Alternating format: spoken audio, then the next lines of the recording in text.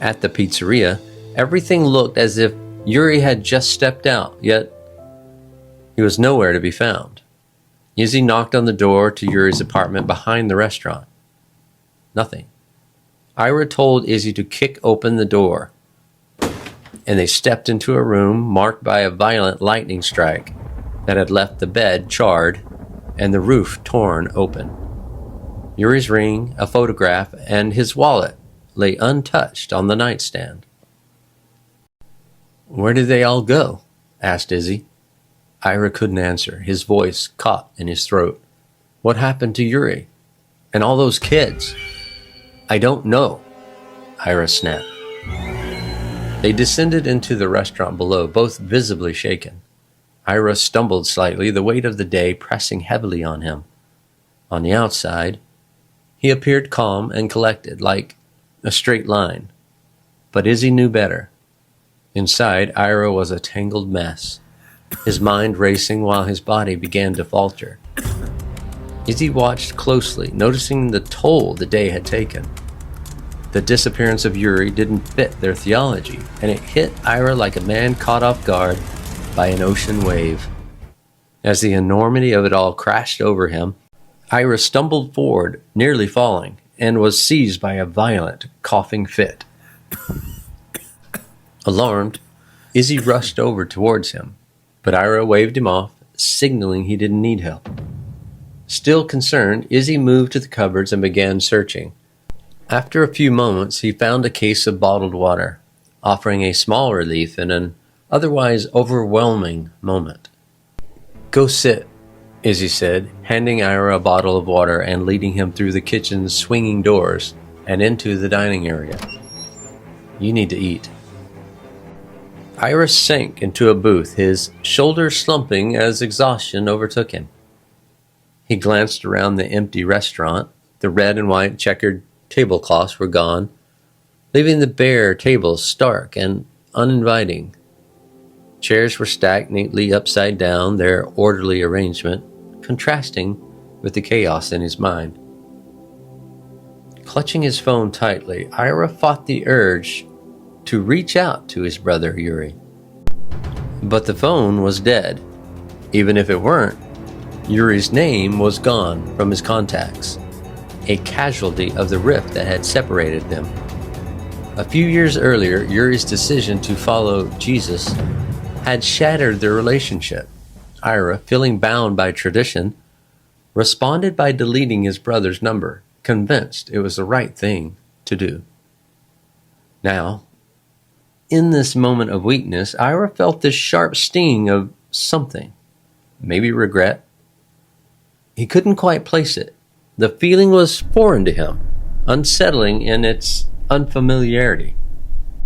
He longed to hear Yuri's voice, to bridge the silence between them, but all he was left with was emptiness and the heavy weight of what had been lost. The crowded shelters of D.C. left countless people without provisions, forced to endure the harsh reality of ash-filled air and choking smoke as they wandered the streets with no place to rest. Many spent days stranded, struggling to survive in this chaos. Izzy and Ira, though fortunate to have both food and shelter for now, wondered how long their luck would last. Out of habit, Izzy flipped the switch in the kitchen, but nothing happened. The room stayed cloaked in darkness. He turned the faucet, hoping for water, but it only trickled before stopping completely. The realization dawned on him. The water supply relied on electric pumps. The shortage of water and electricity wasn't unfamiliar to Izzy. Back in Tel Aviv, before his father's death, such hardships were a way of life. They were literally starving artists, living in darkness for days at a time, relying on candles and lanterns for light. But the absence of water was totally different. It signaled a looming health crisis, one far worse than anything he had faced growing up. They remained awake for most of the night, too fearful to sleep. The pizzeria stayed silent, its stillness a sharp contrast to the burning streets outside. The world beyond their doors was blanketed in ash, its people wandering aimlessly in a world unrecognizable in its devastation and despair. The situation was unsettling. A heavy silence hung between them as they remained seated, neither willing to leave the restaurant. Perhaps deep down, they were both holding on to a fragile hope, like the husband in the maternity ward, hoping they'd close their eyes, wake up in the morning, and find that it was all just a terrible dream. The next morning, a jarring sound jolted Izzy from his sleep. He stood and rubbed his neck, scanning the restaurant. For a fleeting moment, Izzy thought that every part of life as he knew it was still intact. It was as if he didn't recognize his surroundings and believed he could just stand up and walk out of there. But when he moved to the window, reality set in. The streets had the unsettling, deserted look of a post-apocalyptic movie. The atmosphere felt tense and an eerie curiosity tugged at him. Izzy unlocked the door quietly, not wanting to alert Ira that he was stepping out. Outside, the ground was covered with ash like a blanket of dirty wool. He stepped outside where a woman clutching a rosary walked by with silent tears streaming down her face. Church bells tolled in the distance, a haunting sound against the empty streets, as lingering smoke left a roasted smell in the air. Another scream pierced the air, and Izzy finally grasped the chilling truth. The day before was not a dream. Ira's voice broke the silence, calling Izzy back inside. He was dressed sharply, pulling a suit from Yuri's wardrobe. "Bolt the door behind me," he said. "Are you going somewhere?" asked Izzy. "I need to know the menorah is safe." At that moment, another eruption of racking coughs overtook Ira, but his mind was on the golden menorah, his $3 million investment he hoped was still under armed surveillance. "You're in no condition to go anywhere," Izzy said, "much less into the air outside." "I'll go." Reluctantly, Ira agreed, his eyes lingering on Izzy as he left. The unfolding chaos continued to engulf their world, casting a long shadow over everything they knew. As Izzy approached the campus where the menorah had once been displayed, the Civil Liberties building loomed eerily quiet, its doors still locked. Outside, a group of students huddled together, their faces etched with despair.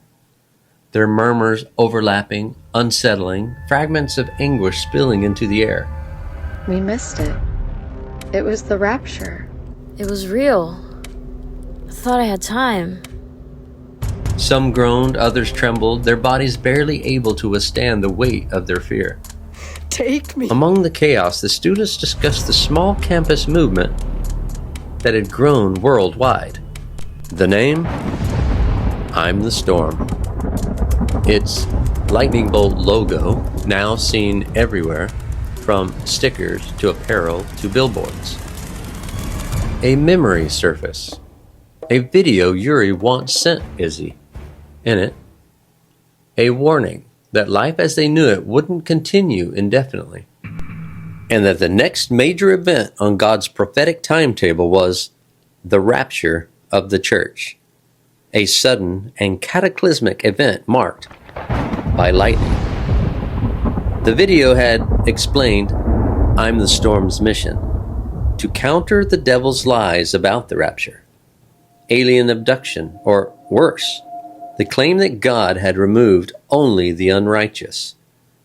The movement's founder, echoing prophets of old, had declared that their goal was to expose the truth ahead of time with a clear and defiant signal.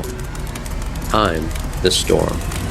A bold retort to the devil's taunt, you can't handle the storm that's coming. Izzy searched for the words to console the students, but, just like the Secretary of State, found none, and quietly walked away. Around the corner, he found an open door leading inside. A small commune of students and staff had gathered around a Middle Eastern man, reading aloud, exuding an air of mystery and authority. His intense gaze commanded their full attention. Without breaking stride, this man, Fatir Nasi, nodded to a female student who stepped away and approached Izzy. He recognized her from the protest outside the CFI event. Izzy suddenly found himself in a predicament. To find the menorah, Izzy would have to reveal that it was on campus. Can I help you? Asked the student. I just want to have a look around, Izzy said. Well, that might be a bit difficult. Why? Asked Izzy, already irritated. She sighed, her hands folded tightly. The staff has locked all the doors to keep out looters. Maybe I can help? What are you looking for? I've misplaced something. Her expression hardened, and after a long silence she spoke, watching Izzy closely. I'm afraid the answer is no. Izzy held her gaze, his intuition telling him she was hiding something. The air between them felt heavy with unspoken words, and out of the corner of his eye he noticed Fatir, the man engrossed in his reading, stealing glances that suggested he knew more than he let on. With no words and far too many questions swirling in his mind, Izzy turned to leave. As he walked away, a nagging doubt took hold. He wondered if he had said too much to the wrong people at the worst possible time.